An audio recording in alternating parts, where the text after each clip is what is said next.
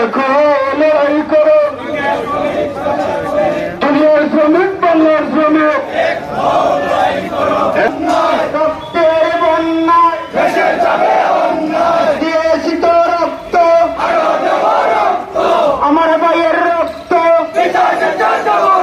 পিতা যেতে দেব না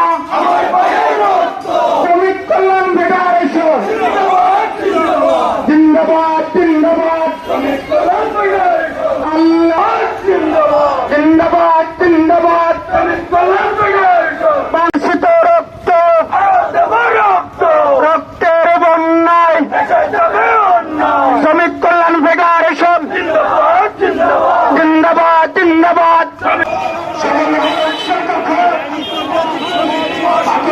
শ্রমিক দিবস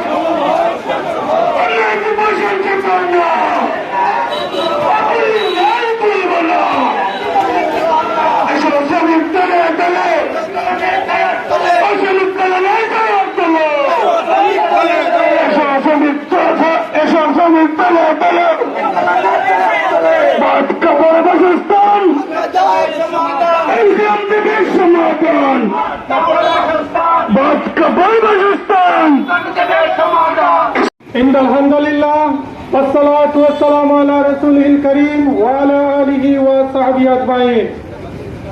আসসালামু আলাইকুম ওয়া রাহমাতুল্লাহি ওয়া বারাকাতুহু। আজ ১ মে আন্তর্জাতিক শ্রমিক দিবস। এই শ্রমিক দিবস আমরা শ্রদ্ধা করে স্মরণ করছি 1886 সালে আমেরিকার শিকাগোতে যেসব শ্রমিকরা আহত এবং নিহত হয়েছে তাদেরকে শ্রদ্ধা করে স্মরণ করছি এবং জুলাই আগস্টের আন্দোলনে যেসব শ্রমিক ছাত্ররা জীবন দিয়েছে তাদেরকেও আমরা শ্রদ্ধা করে স্মরণ করছি। বাংলাদেশ শ্রমিক কল্যাণ ফেডারেশন আজকে ১ মে আন্তর্জাতিক মে দিবস প্রতিবারের ন্যায় পালন করে আসছে। বর্তমান সংগ্রামী সরকার, অন্তর্বর্তীকালীন সরকার আমাদের যেসব সংস্কার করছে সেসব সংস্কারের মধ্যে আমাদের বাংলাদেশ শ্রমিক কল্যাণ ফেডারেশনের কিছু নীতি নির্ধারণ আমরা করে দিয়েছি। এসব নীতি নির্ধারণ সংস্কার না করে নতুন করে দেশ শাসন করা সঠিক হবে না। আমাদের ১ মে আন্তর্জাতিক মে দিবস উপলক্ষে আমরা ন্যায় ও ইনসাফের ভিত্তিতে দেশের শ্রমনীতি ঢেলে সাজাতে হবে। বৃক্ষ বহিষ্কৃত যত পাটকল এবং সকল বন্ধ কলকারখানা খুলে দিতে হবে।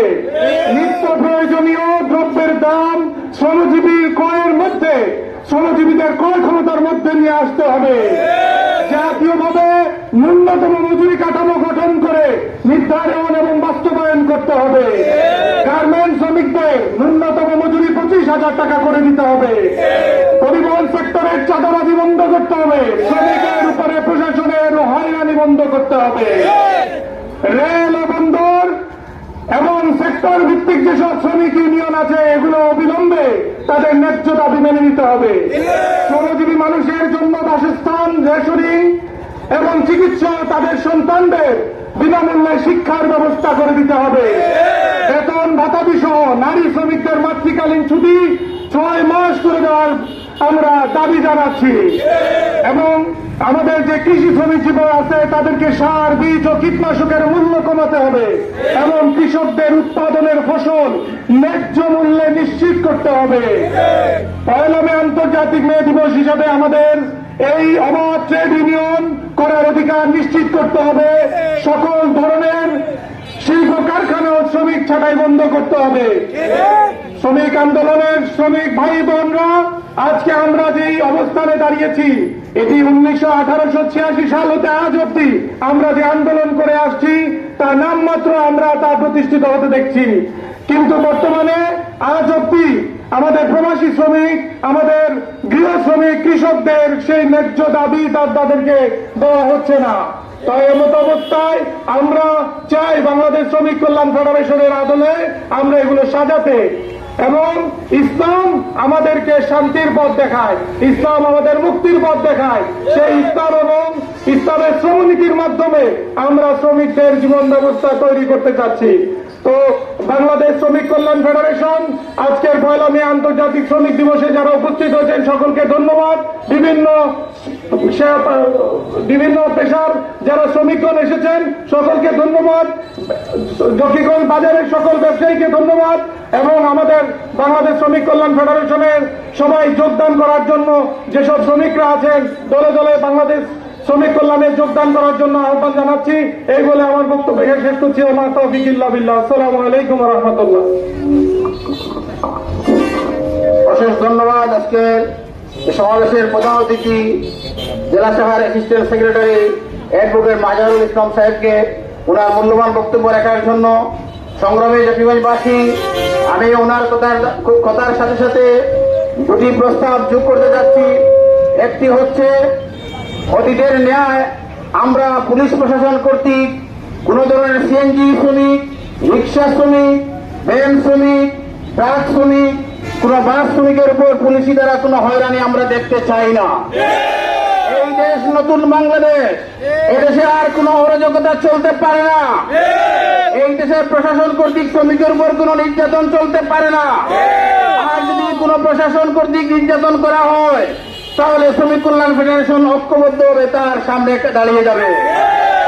পাশাপাশি আমি আজকে প্রধান উপদেষ্টার কাছে প্রস্তাব দিতে চাই, আপনি বিভিন্ন সংস্কার কমিশন গঠন করেছেন এবং বিভিন্ন সংস্কারের উদ্যোগ নিয়েছেন। আমরা দেখতে পাচ্ছি এখনো শ্রমিকদের নিয়ে কোনো উদ্যোগ নেওয়া হয় নাই। আমরা চাই শ্রমিকের ন্যূনতম বেতন কমিশন গঠন করা হোক।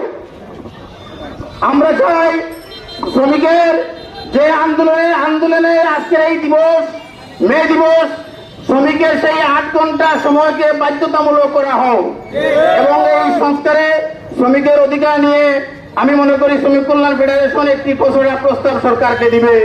সেই আহ্বান করে আজকের এই সমাবেশে সভাপতির বক্তব্য রাখার জন্য শ্রমিক কল্যাণ ফেডারেশন জকিগঞ্জ উপজেলা শাখার সংগ্রামী সভাপতি বিশিষ্ট ব্যবসায়ী রাজনীতিবিদ জনাব আব্দুস সামাদ সাহেবকে বক্তব্য রাখার জন্য আমি বিশেষভাবে অনুরোধ করছি।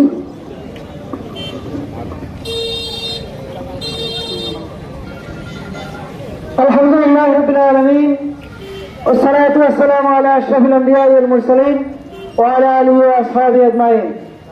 বাংলাদেশ শ্রমিক কল্যাণ ফেডারেশন জকিগঞ্জ উপজেলা শাখা কর্তৃক আয়োজিত আজকের এই মহান মে দিবস